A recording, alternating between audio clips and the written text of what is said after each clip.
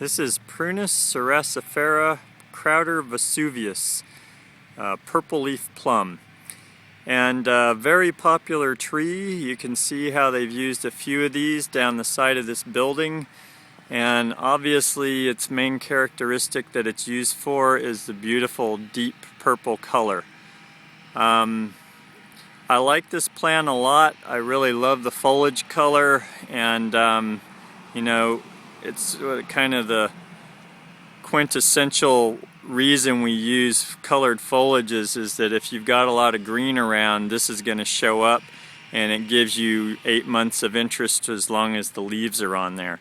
This also has a beautiful pink bloom. In our area, Northern California, it is probably the first tree to bloom. It blooms as early as February in a mild year, and typically March. So very early to bloom, one of the first things to bloom in our area, along with the Magnolia Salingianas.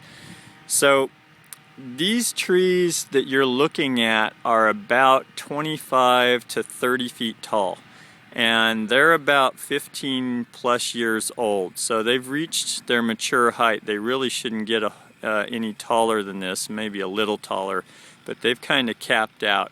They're also about 15 to 18 feet wide, I would say.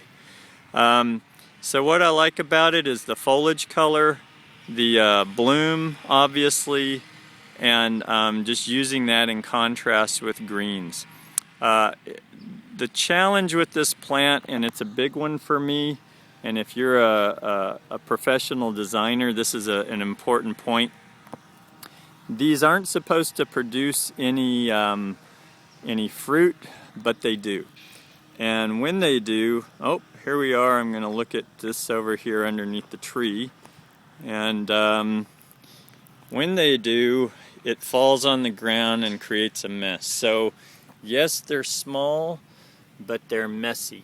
And this is what you end up getting. So I first learned this at my first home because my neighbor had one, and the birds brought these over and ate them on my patio and stained it. So as a designer, you just want to make sure you're aware of that. These things do produce some mess, and it can become a problem depending on where you use those. Here's a great look at the foliage.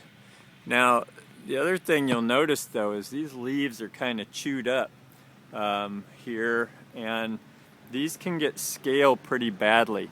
This variety is not as susceptible as some of the other flowering plum trees, but they still do get some disease issues and I should say pest issues. So I would be aware of that at least.